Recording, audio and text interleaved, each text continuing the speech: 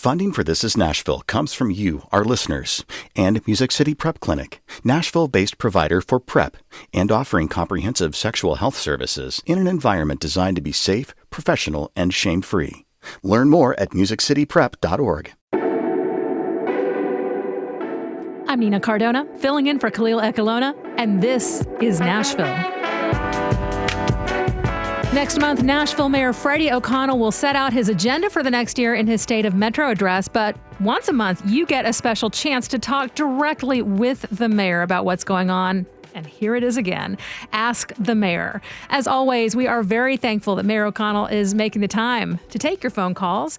And as Khalil likes to say, the mayor and his staff are humans, just like the rest of us. So whether you're calling to say, this policy's great, or you want to talk about something that's making you frustrated or angry, either way, the catchphrase around here is be good to each other. So let's keep that conversation respectful. And with that, let me say welcome to Mayor Freddie O'Connell. Thank you for coming again. This is all totally unfamiliar. Khalil is not here. I don't know what's going on. Well, we'll try to be here. We'll try to make this a safe landing space, even in Khalil's absence. This seems like a big week for you. You've got a big transit plan announcement on Friday, and last night, Council passed the East Bank redevelopment plan. So what's the mood in your office right now? Well, we certainly love when we are able to get things done on behalf of Nashvillians. It's especially exciting when we know that we've got the Metro Council collaboratively involved and supporting that agenda.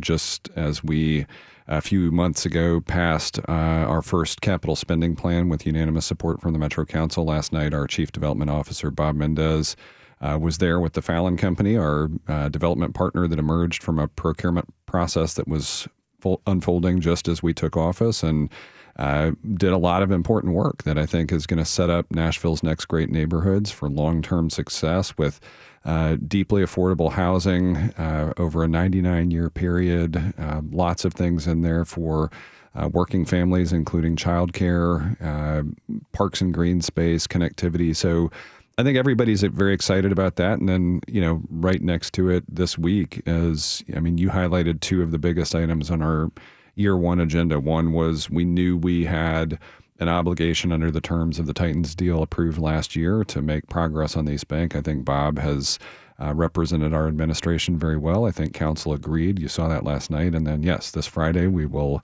announce the details of our transportation improvement program that we hope again will work with the council to get on a ballot in front of voters to see if they agree that this is the right path for Nashville this November. So the phone line is 615-760-2000. That's 615-760-2000. We're going to jump to the phones in just a minute. But first, I mentioned that State of the Metro is coming up soon, along with your budget proposal for the next fiscal year. And we're hearing that the revenue projections are flat. Before we open up the phone lines, what should people know about the city's financial situation right now? Yeah, I guess the good overall news is that our financial position as a city has improved dramatically over the past term. So we knew we got into a position when I was reelected to the Metro Council in 2019 that we were in a place where we got an unwelcome, not unwelcome, but unexpected and sort of the kind of visit you don't want to get from the state comptroller, right? As the self-described money cop, you don't want them knocking on the door in sort of this uninvited way. And we basically were effectively told we had to have a corrective action plan for a shortfall in revenues. Well, since that time, we have established a fund balance policy that has meant that we have a rainy day fund that is now in a stable position. The credit agencies have appreciated the overall approach to fiscal responsibility we've taken. That has left us with the best credit rating in Metro's history. That is all good news. That's what allowed us to do a really successful capital spending plan just a few months ago. And yet there are a couple of pressures out there on the horizon. The overall economic landscape has meant that after several years of, hey, we're putting these fiscal responsibility pieces in place in the middle of what is usually a 4-year revenue cycle, it was easier to do that when growth was ahead of schedule. Like we saw multiple years over the past several years of surplus revenues into the hundreds of millions of dollars. And this year, we're not going to see that. And then that usually in Metro's history, we have 4-year budget periods, and we are kind of in the 5th fiscal year. So we're stretching from the last moment of a property tax rate adjustment into a 5th fiscal year on the basis of that revenue. And so we're catching all of those things also at a time when a lot of our one-time federal funding is, it's reaching the end of the cycle. So we've got multiple pressures applying at one time. And so with that growth curve flattening out at the top, it's just going to mean this isn't going to feel like a big year of investment as we operate the government. So our goals are to be able to take care of Metro employees as well as we can, teachers, firefighters, first responders, police, the people that are just working in the civil service, and then to basically have continuity of operations on the overall Metro side. And so the budget will let us run things efficiently and effectively for a full fiscal year, but it's not going to feel like we've given departments guidance of, hey, this is not a year where we're looking for new programs, new initiatives. If you didn't get something off the ground as a pilot with CARES Act or American Rescue Plan Act, we're not going to be looking to add those things. But again, around the edges, we've got great capital, filling up maintenance projects, investing in schools, fire stations, heavy fleet. And then we've got East Bank getting underway now. And then hopefully by this fall, we'll have a great opportunity to have a significant multi-decade investment in transportation and service. Well, there are these programs that were initially funded with the pandemic relief, and there's a lot of concern about some of those things. How do you approach deciding if those things can continue without those relief funds, as those are? Most of it is timing issues, and so we've had some great success. Some of the things that we knew we had started as pilots, we are able to continue for at least one more fiscal year. So one thing we were very excited about that we've already gotten approved this year is another year of eviction legal counsel, right to counsel there, that Legal Aid is one of the lead agencies on, and then right alongside that, Immigration Legal Services. But we've had a lot of active conversation with Metro schools about some of the programmatic expansions they did, some things that probably would have fit better into a category of ongoing programs. I mean, and I know some of this is pilot and you see if it works, but things like universal school nurses, expansion of Community Achieves, we know these are things we want to sustain. And I think our ability to continue those things means that that's where we're putting anything extra, is making sure we get that covered, that we get a pay plan pulled together, and that we just generally continue operations. All right. Well, let's go to the phones now. Jana from Nashville has a question about some of the things the state is talking about with school safety. Jana, what's your question for the mayor? Yes. Hello. Thank you for taking my call. Hi, Jana. I am wondering if the state does indeed pass a law that allows teachers to carry guns into schools, is there any way that Metro or Nashville can override that with either a public vote or our decision with our council to not implement that in our MNPS school district? Yeah, Jana, that's a great question. This is one of the challenges, I think, when you have state government with statewide elective representation that doesn't always match the values and policy preferences of cities, including the capital and economic engine of the state. And right now, that's where the balance of power is. It favors the state, where there is a Republican supermajority in both chambers. I know from talking to both Dr. Battle and Chief Drake about safety in schools that both of them strongly prefer to lean on a model of school resource officers. If there is to be anyone armed in our schools, it should not be teachers. We don't want to turn teachers into first responders in that regard, and I agree with both of their perspectives on that. Unfortunately, some of this will depend on the language of the bill. If it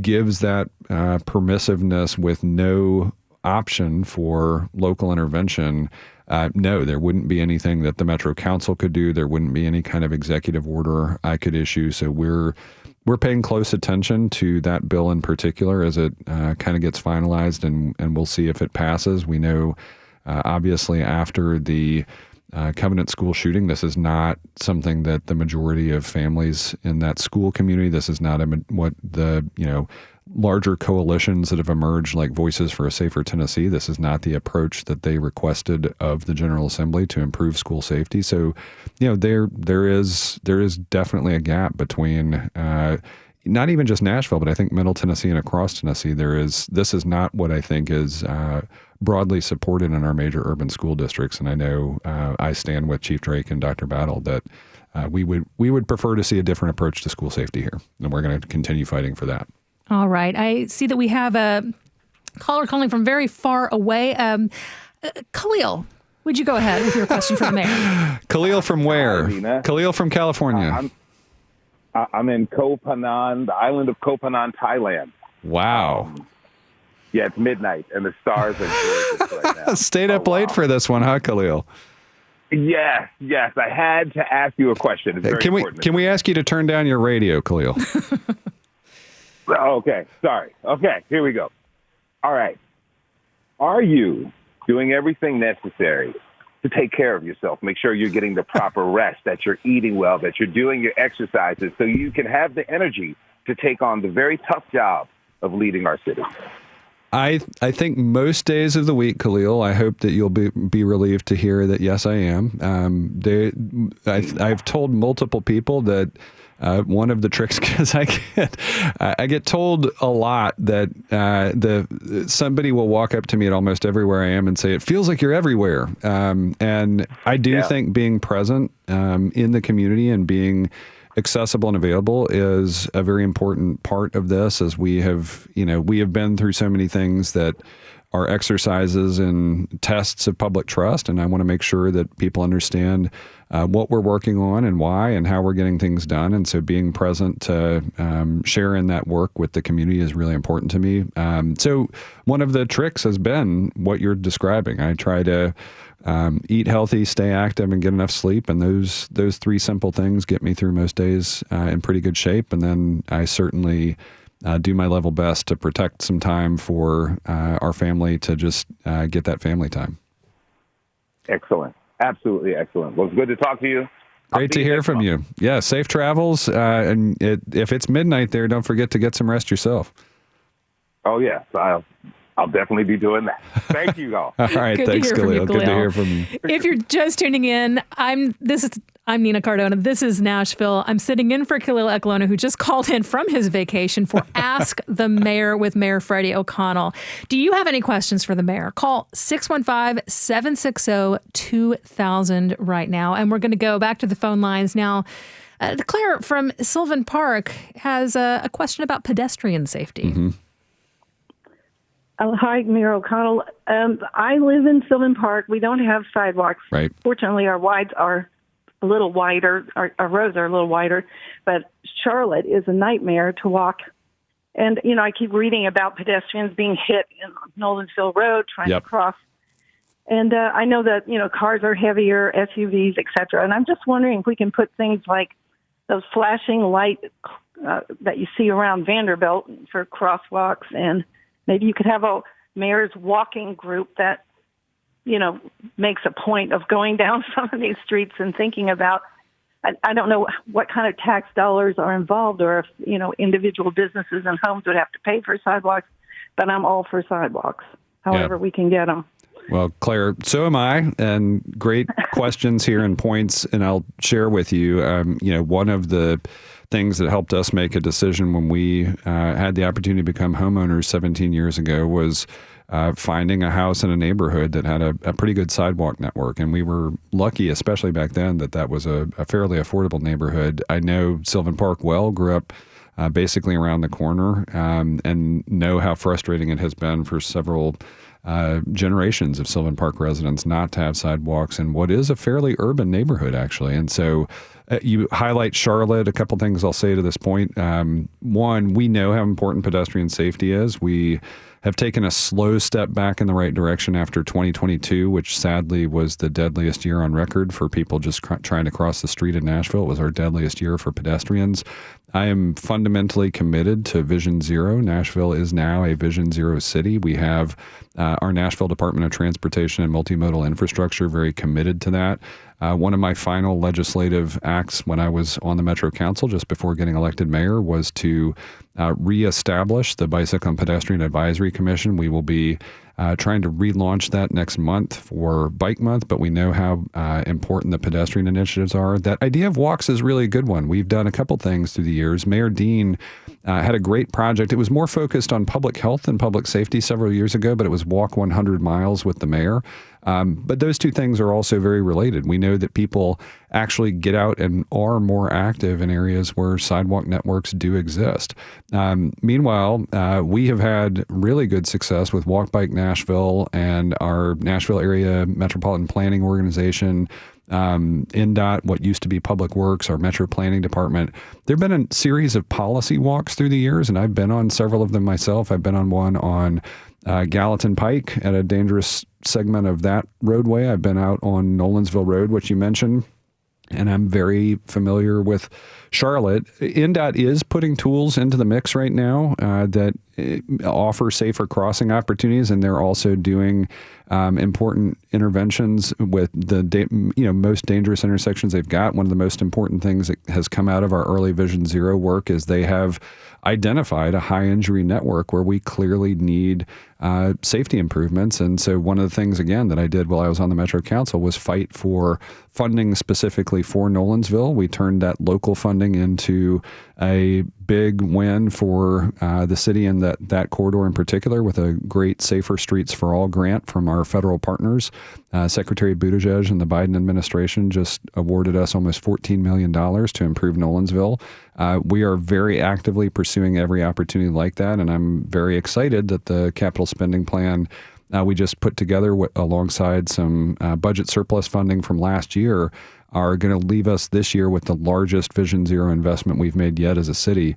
But all of this talks to why it's so important this November for people to strongly consider our recommended transportation improvement program, because one of the key features of that program is its sidewalk investment. If we approve this program in November, we will have the opportunity, if we make even the minimal investments recommended under our strategic plan for sidewalks and bikeways, the funding over a 30-year period will let us actually complete our priority sidewalk network in the city. Now, that may not mean a sidewalk on every block of Sylvan Park, but it will mean much safer intersections along Charlotte. It will mean many more connected opportunities to get to Charlotte. And so we'll be highlighting that in the Transportation Improvement Program, with details announced this Friday at Southeast Community Center at 10:30 a.m. So stay tuned.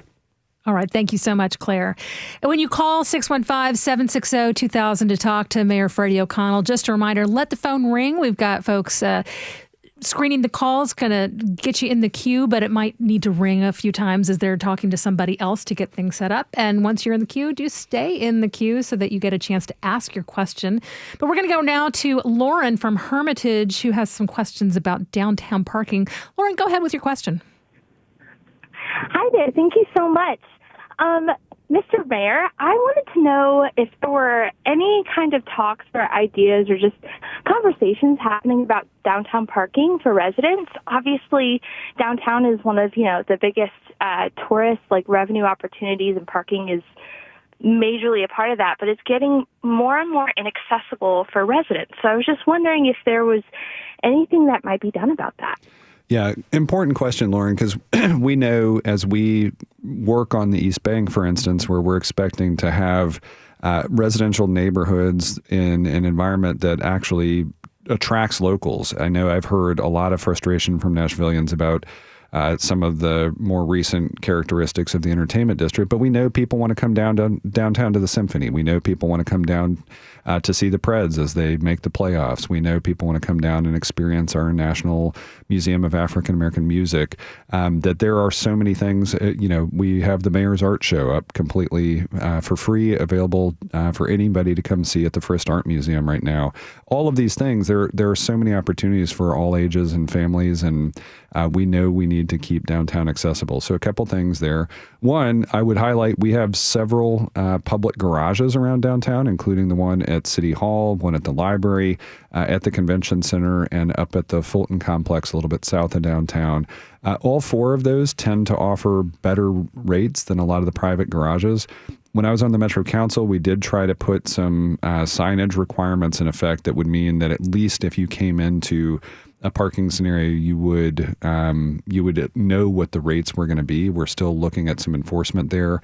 Appreciate Mayor Cooper creating the mayor's office of nightlife too. Benton McDonough, who is the director of that office, works very closely with us and Councilmember Jacob Coupin, who represents District 19 and the urban core. We've worked on some initiatives that try to increase the availability of parking for musicians at a discount. But we've also looked, there is a historical precedent where parking and other things were available to Nashville and Davidson County residents. So it's very much on our radar to explore.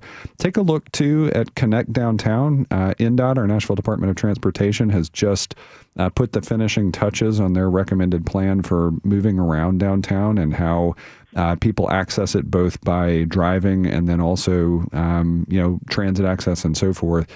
We know Connect Downtown is going to be a key lead-in to our overall transportation improvement program that we'll announce this Friday. But take a look at that. It's got some good ideas. We're following those closely to see what we can implement quickly to try to ease access to downtown. I recognize the concern from having represented the area for 8 years, so still very much on my mind and what we're trying to work on. So thanks for the call. All right. Thank you so much, Lauren.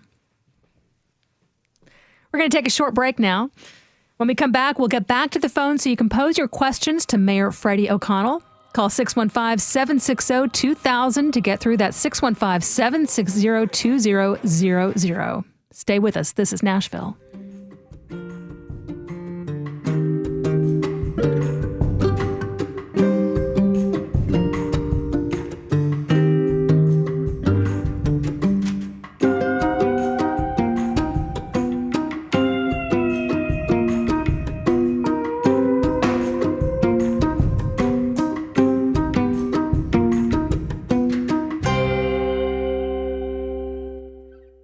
Funding for This Is Nashville comes from you, our listeners, and Music City Prep Clinic, Nashville-based provider for PrEP and offering comprehensive sexual health services in an environment designed to be safe, professional, and shame-free. Learn more at musiccityprep.org. I'm Nina Cardona, filling in for Khalil Ekulona, and this is Nashville. We are back with Mayor Freddie O'Connell. He's in the studio ready to answer your questions for Ask the Mayor. If you have a question or a comment for the mayor, call 615-760-2000. That's 615-760-2000. Or send us a tweet at This Is Nashville. Before we go back to the phones, I just have another question for you. You know, there's a whole lot of drama going around Metro Arts these days. For those who haven't been following along, I would highly recommend going to our website, reading Char Daston's ongoing coverage. Long story short, there are a lot of questions about equity in the way the grants are handed out to arts and arts organizations, but also about financial management. It's become a whole thing involving the finance director and Metro Legal and the Human Relations Commission. And some places they're pointing fingers at each other, not just at Metro Arts. Meanwhile, the arts director's been on leave for weeks. What do you see as the way forward through all of this? Yeah, there are a couple of things. And I guess I would say I feel more optimistic now than maybe I did at the start of the year. And in part, it's because the thing I had been calling for within our office and, in meetings with finance and legal as we sorted through this and knew that the commission itself, we were seeing a wave of resignations from commission members as I took office. And we got down to a very small number of members who were even eligible to serve as chair under the rules of the commission. So it was pretty unstable for a period of time. I think once we had come up with what I was calling for, which was let's come up with a solution to at least get money in the hands of artists and arts organizations as quickly as possible. Even that turned out to be a challenge because we encountered a system of multiple awards and kind of, promises made to people that even setting aside, going back to the summer before I took office, where there were these controversial votes at the commission that set one funding formula up and then quickly followed that back up with another funding formula that some argued was maybe legally safer after recent action of the Supreme Court.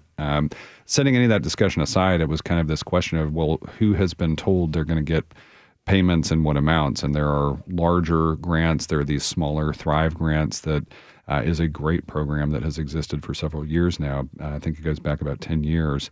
And this important question of equity. And so fortunately, we had an opportunity to use some excess funds to effectively pay everybody under both funding formulas. And so the hard part, though, is with a skeleton crew on staff at the Arts Commission, with a commission where there is a varied amount of experience and dispute that has spilled over into the Metro Human Relations Commission. We do have to administer this successfully to make sure that this gets out in the hands of artists in a way that we can represent. Yes, these are the people we said we'd pay, and yes, they got paid in these amounts. And so we have had to effectively involve legal and finance. But the good news right now is that arts, human relations, and legal are all talking about those next steps. HR is involved. We do expect that either there will, the director will return and the commission will make a decision about that, or we may wind up in a scenario where we have to name an interim director. And then I think the question then is, how would the commission prefer, and probably with consultation with the Metro Council, with Human Relations, to make sure we get these questions about equity answered effectively. How would they like to go through that leadership transition process as a group, and how can we do it in a way that builds trust and moves toward equity? The Metro Council just took a key step by expressly putting that sort of in the mission of the Arts Commission with a recent legislative act. And so we're continuing to talk to Councilmember Sepulveda, who chairs the Rules Committee in Council, about this. And again, arts and human relations and legal all continue to talk. Our office continues to be involved in these conversations. And it's a slow trust building process, because we know how hard last summer was. And we came into office with a lot of this stuff in play and in progress, with some things that were responding to controversy and very credible claims of lack of equity. And so we want to get to a place where what I don't want to have happen on the other side of all this is we don't want smaller arts organization feeling like the symphony is the enemy, or the opera is the enemy. The city needs all of these arts organizations, large and small, and they ought to exist in an ecosystem where they support one another, and we're creating beautiful, challenging art in equitable ways, and that's our long-term goal. All right. Well, let's get back to the phones now. Mitchell is calling from outside Nashville and has some thoughts about Nashville General. Mitchell, go ahead with your question. Yeah, so this morning on my commute, I was, of course, listening to WPLN, and they were talking about how Nashville General's lease at Meharry is ending sometime in 2027, and everyone's looking at options. Will they stay at Meharry? Will they go somewhere else? And I was just wanting your general thoughts and opinions on Nashville's safety net hospital. Yeah, that's a great question. I know the SEIU just had a town hall with Nashville General. Our office has engaged with both leadership at Nashville General and also leadership at Meharry. They've had a long-standing affiliation where Meharry-trained physicians do a large portion of their training at Nashville General. I think there have been questions over particularly the past decade about some of the overall mix of where Nashville General's public finances are, what their census is in terms of patients they serve today, who they could potentially serve tomorrow. One of the things we saw play out pretty successfully overall was working with Judge Calloway and Juvenile Court Clerk Lionel Matthews as they looked for a new campus, what'll now be the Nashville Youth Center for Empowerment. NICE is their new facility, and The mayor's office was involved in that with both of their offices over the past year and provided some support to look at the site selection process. And so that was a commitment I made to Dr. Webb at Nashville General, and we've had follow-up conversations with Meharry, and ideally we will come up with something that looks beyond the end of that lease at Meharry, because I think right now it seems to me that both institutions would prefer an outcome that gives maybe a little more independence from the campus. I think Meharry would be happy to have that property back for their use as a medical college. And then I think Nashville General would love to have, an overall campus or clinic model that is a little more independent. So we are committed to following through on that. We've talked to Quante Toombs, council member for District 2, who chairs the Minority Caucus. We know that's a priority for them. So we're trying to do this in a way that gives us enough lead time to get ahead of that lease, but also that gives us the best overall location and model for the hospital's long-term success. Right. Thank you so much, Mitchell. Now let's see if we can do a really quick one for our last about 2 minutes that we have with the mayor. I'd love to hear from Curtis in West Nashville what your question is for the mayor. Hi, thanks for taking my call. Very quickly, I'm concerned about pollution. I live in West Nashville near Charlotte, and the amount of noise pollution, some of it clearly intentional coming from vehicles, and some of it unintentional, I believe, but a lot of it is extremely intentional. And I'm talking about exhaust and cut pipes and whatnot, and also just physical pollution along the streets, the trash, the collection of trash. I'm wondering if there's some sort of way that this can be dealt with, and if fines are ever levied against these people. I mean, there's a 90 decibel limit. We've got about 1 minute left. Let's see, okay, Mayor O'Connell, what is your answer here? Yeah, pollution in 3 different forms I heard there, kind of noise, air, and then litter. A couple quick responses there. Noise pollution is really tough to crack down on if you're not in a concentrated area. We have had some limited success in the urban areas. Out in West Nashville, it can be harder, especially, we'll have people drive mufflerless down the interstate or do a lot of engine revving and all those kinds of things. We know that street racing has been a particular problem in multiple different parts of the city, and MMPD has stepped up their efforts there.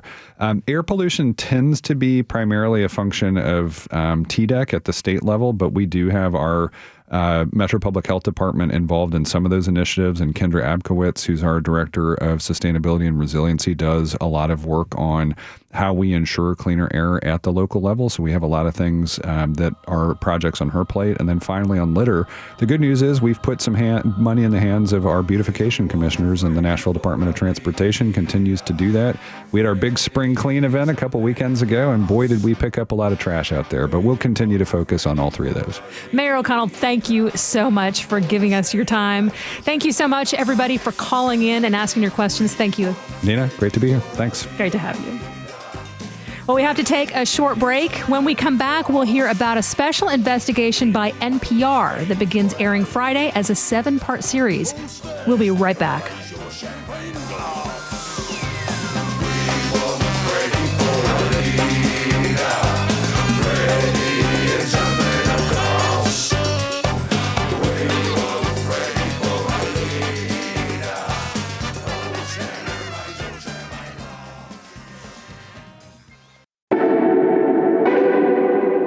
I'm Nina Cardona, and this is Nashville. Starting this Friday, April 19th, Nashville Public Radio will be running the 7-part series called Taking Cover during the noon to 1 hour. This is Nashville will return on Tuesday, April 30th. Hosted by NPR's Pentagon correspondent Tom Bowman and Graham Smith of the Investigations Unit.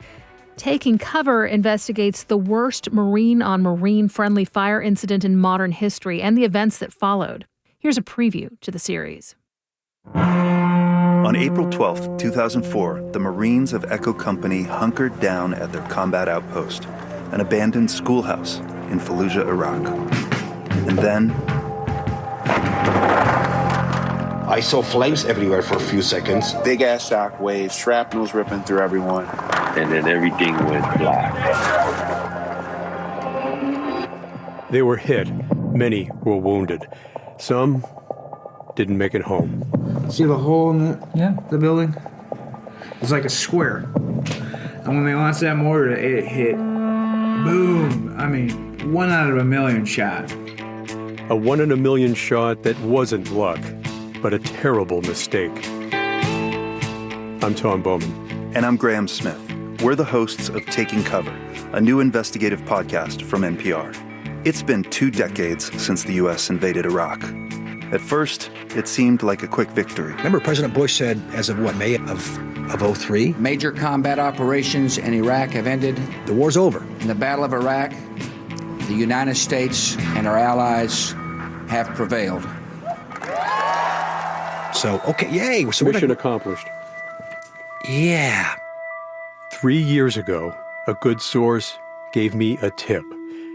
A deadly friendly fire incident in Fallujah had been covered up for political reasons.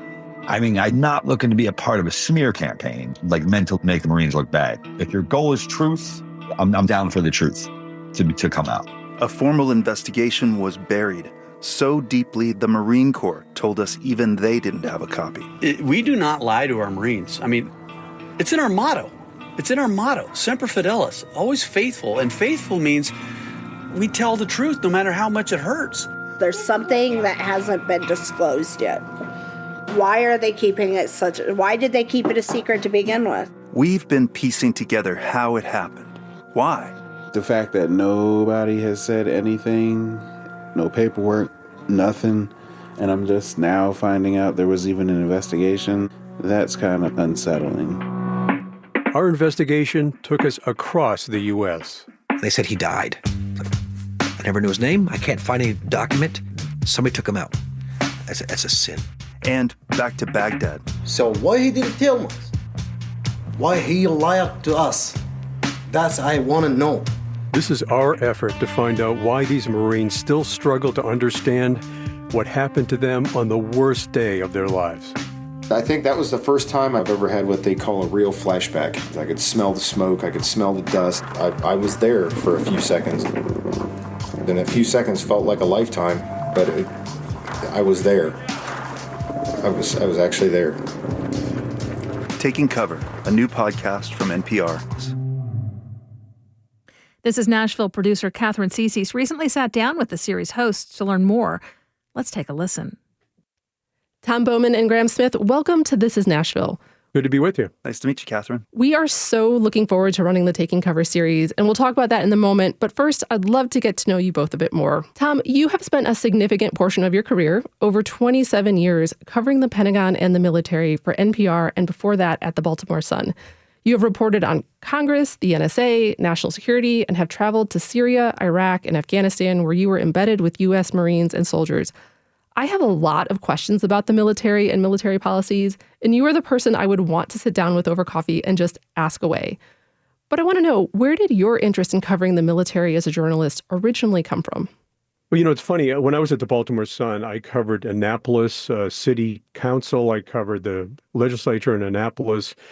I also covered the Naval Academy and got interested in military issues. And then our Pentagon reporter went over to South Africa to be the correspondent there, and the job was open. I said, hey, I'd love to cover the Pentagon. I'm really interested in these military issues now. It was a great, great beat. And then I was at the Pentagon on 9/11. And then since then, it's really been off to the races. It's just been crazy with 2 wars and everything else going on. But it's been a fascinating area to cover. I can only imagine. You know, I think a lot of people, when they think about reporters or journalists covering the military, kind of might feel like the military is pretty buttoned up and doesn't really want to share a lot. What would you say about your experience day to day covering what you do? I think that is true. I think there's a reluctance to talk to reporters. You know, when I started, there was still the Vietnam hangover that you people lost the war for us, you journalists. But I think over time, once you get to know them, you know, you start talking about where you're from, what sports teams you like. And then, you know, you're out there in the field with them. We would buy cigars and sit around with these guys at night around a fire in the middle of nowhere in Afghanistan or Iraq. And again, you create this bond. You get to know them a lot better, and they get to know you. And it's all worked out quite well, I think, over the years. And Katherine, if I could jump in for a second, this is Graham. I mean, one of the things that Tom and I talk about a lot is really this like military civilian divide. because, as I'm sure you know, I mean, a lot of military families, guys who are serving in the military, their families always have. And there are a lot of people who really don't know anybody in the military. They never served. They don't know anybody who served. So just like you were saying, there can be these impressions about like what the military is like or what military people are like because of this kind of divide that's going on in our country right now. Yeah. Well, Graham, you are a senior producer on NPR's investigations team and winner of the 2021 Pulitzer Prize for audio reporting for the podcast series No Compromise, which is about an extreme faction within the gun rights movement. You have reported from conflict zones, have won more awards than I can share here, and have covered everything from the misinformation campaign behind plastic recycling, the aftermath of Hurricane Katrina, harassment at a Navy base, and the Ebola epidemic in Sierra Leone. What is it about investigative journalism that keeps you coming back to work on story after story? I think part of it is just what makes all of us interested in journalism anyhow, is just that I'm super nosy. I wanna dig in and see what's going on, especially if it's something that's being held back or covered up. And that's some of the work that you get to do in the investigation side of things. I mean, I think so many, journalists want to be able to do that kind of stuff where they can spend a lot of time developing a story, building a rapport with some of your sources so that you can really, lay something out in a narrative sense that can really bring a person into the story. And I feel super lucky to be able to do that. And a lot of it is a challenge, too. If someone says, I'm not going to tell you that, you, as a reporter, I think your first attitude is, really? I'm going to find out exactly what's going on. I promise you, I will find out what's going on. I think that's what happened with our podcast, Taking Cover. We got a lot of no's. We're still filing FOIAs with the Marine Corps, still trying to get information about what happened 20 years ago last week on April 12th. The spark that started this series came from a tip that you got from a trusted source. I would imagine that you probably get tips or suggestions for different stories pretty frequently. I could be wrong. But what was it about this one that really made you say, hey, I want to look into it? Well, first of all, I thought it was ludicrous. I didn't believe it. It all started where most good stories start, in a bar, at a whiskey bar in D.C., and I'd known this person for quite some time, and we were just kind of chatting about what's going on in the world, and he kind of just mentioned this in passing, that there was a friendly fire that was covered up back in 2004, and no one has ever written about it. And my first reaction was, somebody must have done something on this back then. So I came back to NPR the next day and immediately went up to Graham, because we'd worked together on a number of stories, and I laid it out to him, and we're just like, this can't be right. In our line of work, some things are too good to check because it's just so outlandish, but we decided to dig into it. Were there any friendly fire deaths on that date in Iraq? And then we just kind of went from there. Wow. And that's where the series came from. As we heard in the preview, the Taking Cover series investigates the worst marine-on-marine friendly fire incident in history. But for those who aren't familiar with the term, what is friendly fire? Well, friendly fire is when you accidentally kill your own troops. That's what friendly fire comes from. And it happens in war. And clearly the military, in every case, they're supposed to tell the truth. They're supposed to tell the survivors exactly what happened, how their loved one died. And in this case, these families, these Marines, were treated shabbily by the Marine Corps. There's a case we refer to where a guy kind of fell behind his unit and other Marines mistook him for an Iraqi soldier. Or, there was a horrible friendly fire in another part of Iraq where, a gunship strafed friendly troops. So, people talk about it going all the way back to Roman days, being mentioned in the Civil War. It's like an unfortunate thing that happens in the chaos of war sometimes. The question really is, how do you follow through on it, and what kind of accountability is there? Yeah, I remember the first time I heard the term friendly fire. I was in high school, and I remember when it happened because I was reading about World War I, and I was so taken aback about how the words, which, they literally say friendly, so it seems pleasant, but actually describe such a horrific reality. You talked about this a little bit before, but why is it so important that friendly fire incidents be investigated and reported accurately, both for families and for the military? Well, it's also learning, too. You want to learn what went wrong and how do we prevent that from happening in the future. That's why it's vital for militaries to understand what went wrong here. And one of the things we learned as we're reporting on this podcast was that the Marines really didn't do anything with it. They told some of the families, or the families said, we hope you learn something from this, but they never put this into their training. as far as we could understand. And Katherine, to your first question about the importance of telling the families, I have to say, sometimes you hear folks in the command structure who will say, like, you know, it's not as glorious. These people have already suffered one time. We don't want to make them suffer more by knowing that their son was killed unnecessarily, or their daughter.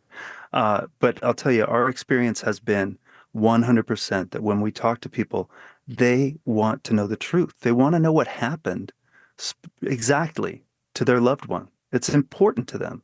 And this idea of somehow protecting them for their own good really smacks of people who aren't willing to step up and have hard conversations. Does the Marine Corps have any protocols in place for informing families that their loved one who passed away could have been in a friendly fire incident prior to the results of an official investigation? Very specific protocols, yeah.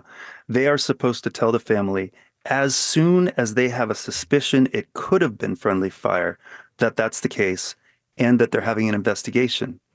And then as they go through the investigation, they're supposed to keep the family up to date. I mean, it's very, very clear in the regulations. I want to switch to talking about how you approached reporting for this series. You approached many leads, and having listened, many of the people you spoke to were very willing to talk with you. There were a few, however, who weren't. In fact, your team had a very hard time tracking down at least one major figure. As journalists, if you have reached out to a source and haven't heard back, what guides you in your decision to keep reaching out and how you go about that? Well, if it's a key person for your story, you have to do everything you can to reach out to that person. You send emails, you leave phone calls, you do everything you can. You do due diligence to reach everyone that you have to. And there's one incident in this series where people were trying to avoid us, and we basically tracked them down. In one case, in a courthouse, it was a brief conversation, but we knew this person would be in court that day. We went up and talked with them. The other thing I'd say is, I think there are different kinds of sources that we come across in a story like this, because some of the people who we really wanted to talk to were victims here, and they have dealt with a lot of trauma. And the last thing we want to do is re-traumatize them, you know? So it took a long time to start building bridges with these guys and talking with them sort of initially to tell them who we were and what we were trying to get at here. So that's sort of one set of people. A lot of guys who were wounded in this never wanted to talk with us, and that is their choice, and we would never push on that. But there are other people who need to be held accountable. And with those people, Tom and I were like a dog with a bone in our mouth. It was just, we're going to go after it. We're going to email. We're going to call. We're going to find out where you live, and we're going to come to the house and knock on the door. And be respectful, of course. But basically, we have to reach out to this person. You're not going to avoid us. We're going to do everything we can to get your side of the story and understand what happened. And in part because we want to tell the story, and we don't want somebody to be able to say, like, oh, I never heard from them. They never reached out to me. We want to make sure we give them every opportunity to be able to tell their side of the story. What do you hope listeners will take away as they listen through this series and then at the end? I think an understanding of what these guys have gone through in war and how they look after each other. That's the best part of this whole effort we did, was realizing that these guys at the lowest levels that have been through hell still look after each other so many years later. I think that's what I really liked about this podcast, that they can be treated poorly and shabbily by their senior officers for whatever, for political reasons, or they're worried about this congressman, that congressman. But when it comes right down to it, when people hear this podcast, they're going to hear people 20 years later that are still looking after each other. The other thing I'd say is that we talked earlier about this kind of disconnect. And I think, you know, this kind of a podcast, this kind of a story, which I have to say, we're incredibly lucky and incredibly grateful to public radio listeners for supporting this kind of work, because it's not cheap and it's not quick, really lets people connect with human beings in a way that you can't sometimes in a shorter format. And I think, you know, we talk to these guys about this specific story. As you go along, you start also to see the frame of this as not just this one incident and these one guys. I think in a lot of ways, it's about the last 20 years of war that the country has been going through, and what it is that we ask of these guys when we send them off into the field. Beyond listeners, do you have any specific hopes that this series will be a catalyst for change in any of the military branches? You hope so. You hope that people will hear this, senior officers will hear it, and basically say we have to do the right thing. We have to lay everything out exactly what happened. We have to learn from it. But the most important thing is not lying to family members about how your son or daughter died in war. I just think that's almost inexcusable. But also, you have to learn from this. How did this happen? How do we prevent this from happening again? And that, I think, is really, really important. Tom and Graham, thank you so much for joining us here today. You're welcome. Thanks for having us on. Thank you so much. Starting Friday, This Is Nashville. We'll take a short break so we can air Taking Cover each day in this time slot. And we'll get back to conversations about Middle Tennessee on Tuesday, April 30th. Thanks for tuning in this hour. This Is Nashville is a production of Nashville Public Radio. Today's episode was produced by Katherine Ceicys and Mary Mancini. It was directed by Tasha A.F. Lemley. Our fearless and chill board operator is Liv Lombardi. The masterminds behind our theme music are LaRange and Namir Blade. Special thanks to Emily Dagger.